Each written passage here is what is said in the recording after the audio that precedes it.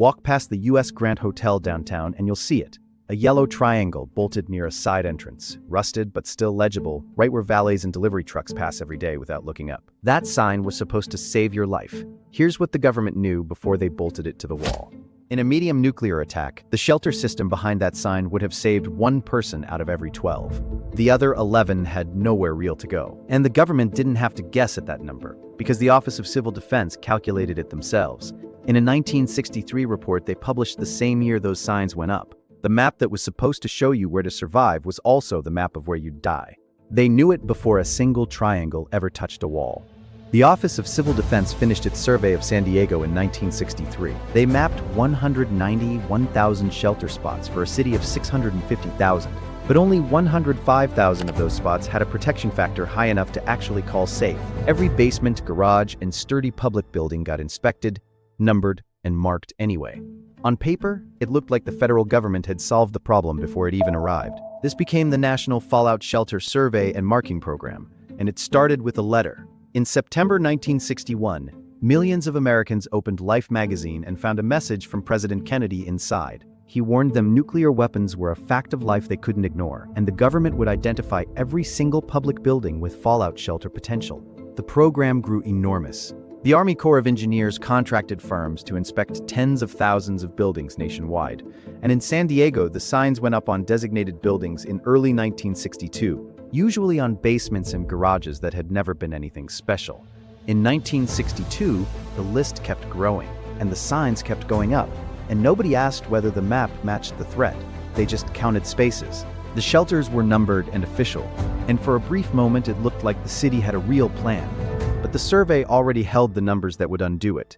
The 1963 report broke the shelters into categories. Roughly 75% of the lower protection spaces, the ones the report labeled interim and expedient, sat inside the downtown blast zone. The exact area a nuclear strike would vaporize first. 86,000 spaces, all of them sitting where the bomb would land. Those were exactly the spaces the report couldn't count as safe once a bomb actually landed. For a medium attack, the report ran the numbers. The existing shelter system saved 45,000 people out of 650,000, 1 in 12. A 30 psi blast shelter system would have saved 540,000 instead. A 12-to-1 gap between the plan on paper and what the plan could actually do. This wasn't a secret. The report itself used careful language, calling the shelter system a substantial base for civil defense protection. In one section, the kind of phrase that fits a press release. A few pages later, the same report laid out the blast zone map. 75% of those shelters sitting inside the area a strike would destroy first. The Office of Civil Defense knew the numbers when they published them. The survival map and the death map were the same set of pages, and the Office of Civil Defense handed it to the public like a promise it had already disproven in its own fine print. The planners were betting on one bomb per city.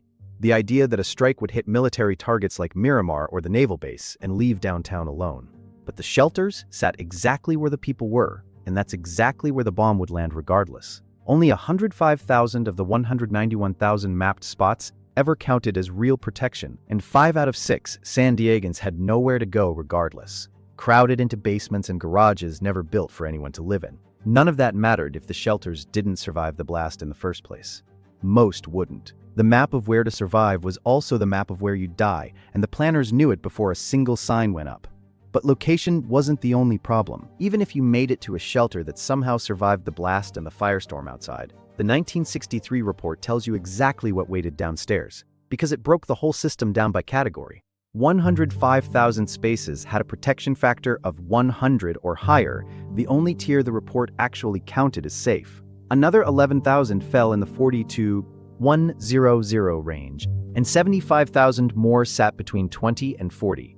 Thinner protection further down the list. Each space was supposed to hold water, medical kits, sanitation supplies, and food rations, according to the report's own breakdown. What's left today by 1971? The federal government stopped stocking shelters and eventually stopped keeping a list of where they were. Some owners donated leftover rations to CARE, which shipped them to relief programs in Africa and Bangladesh. Others just walked away, and San Diego County's old air raid system got dismantled years ago. So today the county doesn't maintain any list of bomb shelters at all. Walk downtown today and you can still find the signs if you know where to look. The U.S. Grant Hotel has one bolted near a side entrance, right where valets and delivery trucks pass every day without a glance. The old Sears building off Broadway carries one above a loading dock, rusted but legible. The County Administration Center on Harbor Drive has one near the parking structure, a few hundred feet from where the county now processes permits and marriage licenses. And the Santa Fe Depot, the train station everybody walks past without looking up, still has its triangle sign facing the tracks, the same spot it's occupied since 1962.